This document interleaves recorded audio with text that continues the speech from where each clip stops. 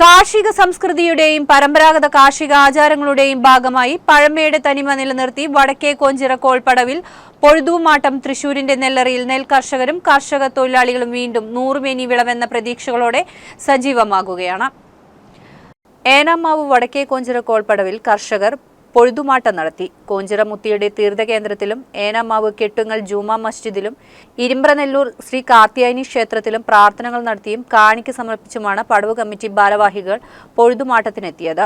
മുളംകുറ്റികളിൽ പൂമാല ചാർത്തി ഓലമെടഞ്ഞുണക്കിയ പനമ്പുമായി കർഷകർ വഞ്ചിയിൽ പടവിലെ ഫാം ബണ്ടിലെത്തി പടവിലെ വീഴ്ചയുള്ള ഭാഗത്ത് മുളംകുറ്റി അടിച്ച് ഓലയും പനമ്പും കെട്ടി മണ്ണിട്ട് ചിറകെട്ടിയ ശേഷമാണ് കൃഷിപ്പണികൾ ആരംഭിക്കുക.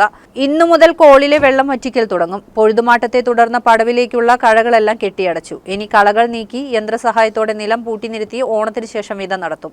310 ഏക്കർ വിസ്തൃതിയിലുള്ള പടവിൽ ഇത്തവണ ഉമവിത്ത് ഉപയോഗിച്ചാണ് കൃഷി ഇറക്കുന്നത്. പടവ് committee president T V Haridasan ആദ്യം മുളംകുറ്റി അടിച്ച് ഉദ്ഘാടനം ചെയ്തു. സെക്രട്ടറി ഹരി മഞ്ചറമ്പത്ത് അധ്യക്ഷനായി. PM കുഞ്ഞമ്പാവു Haji, PA Haris Haji, Bijoy Perumattil, AR Raveendran, MC ലാസർ എന്നിവർ സംസാരിച്ചു.